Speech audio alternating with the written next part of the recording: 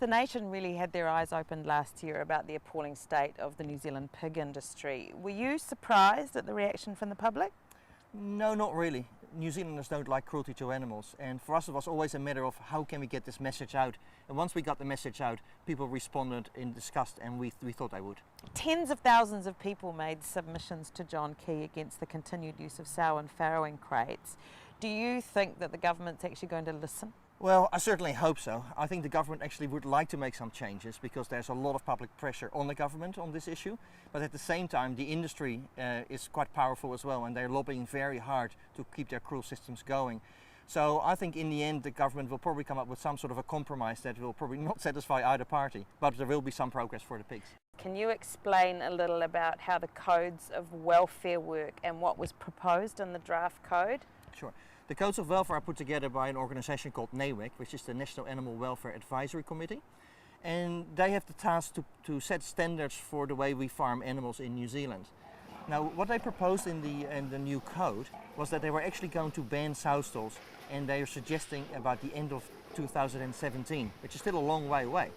But they didn't make any proposals to stop the use of farrowing crates. And these are also extremely cruel because those are the crates where the pigs are in with their babies, and they can't look after their babies properly, and they still can't turn around. And so we were very concerned about that particular issue. And even the ban by 2017, if that goes ahead, is too far away. We've been discussing this issue for the last 20 years and really believe that this should happen faster. So between now and 2017, is there another review? No, there will not be a review coming up anymore. Normally these codes are reviewed every 10 years. The reason why they reviewed this one now is because there was pressure from the public on this one, but also when they set the first code 6 years ago, they decided that, well, they knew that sow stalls and farrowing crates were not compliant with the legislation, so let's review it in another 5 years' time as an interim measure, and this is the review that's happening now. But the risk is that once this code has been put in place, that they won't look at it for another 10 years. So it's very important that we get good results for pigs now. So this is obviously not good enough for you? Absolutely not good enough. So what's the campaign's next step? Yeah, one of the key issues for us is it's a consumer campaign. Ultimately, people will decide what happens to the pigs. If people stop buying the product, then farmers will stop producing it. So that's one step. If a really bad code is agreed upon by the minister again, then we could look at a judicial review and could actually take the government to court on it. Because the law in New Zealand says that animals must be able to express their normal behavior.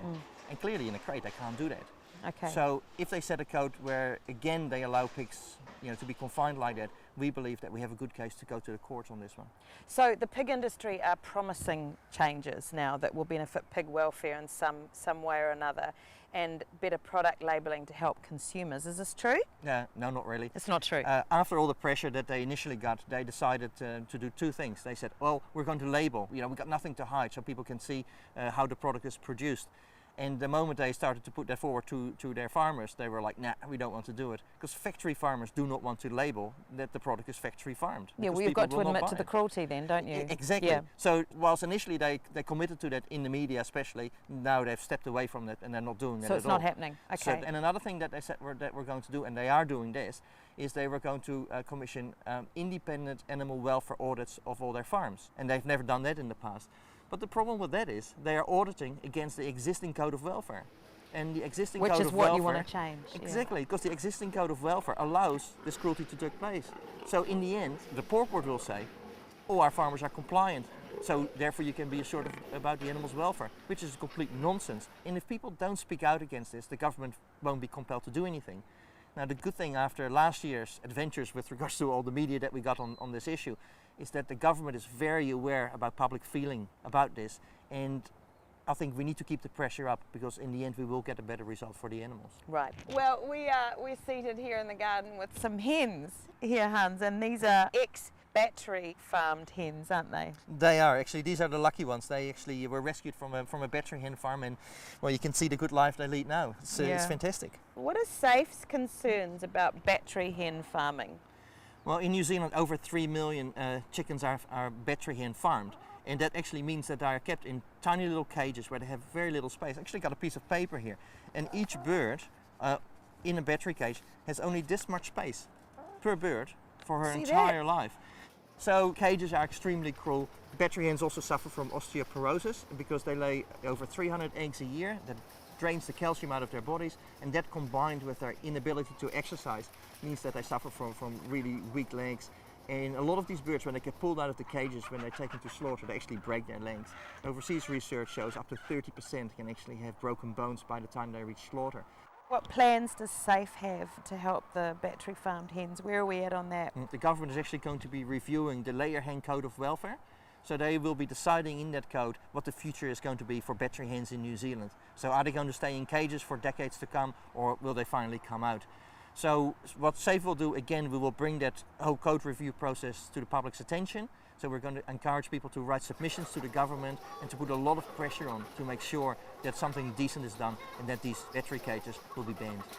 Can you summarise the important actions that we as consumers can implement in our everyday lives to help both factory farmed pigs and battery hens? Well, the key is obviously not to buy the factory farm products. So stop buying battery eggs, stop buying factory farm pork, because as long as you keep on buying it, they keep on producing it. So that's the first step. Now the second step, I think it's really important for the public to keep the pressure on the government.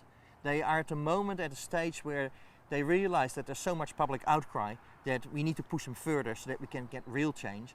And then also in your normal everyday life, you can talk to your friends, talk to your families about it, and encourage people not to buy factory farm pork.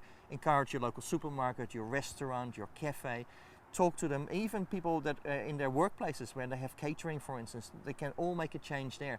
And all these little changes will add up, and in the end you will get a situation that some countries overseas have, where they're simply moving away from these cruel systems because people don't want it anymore.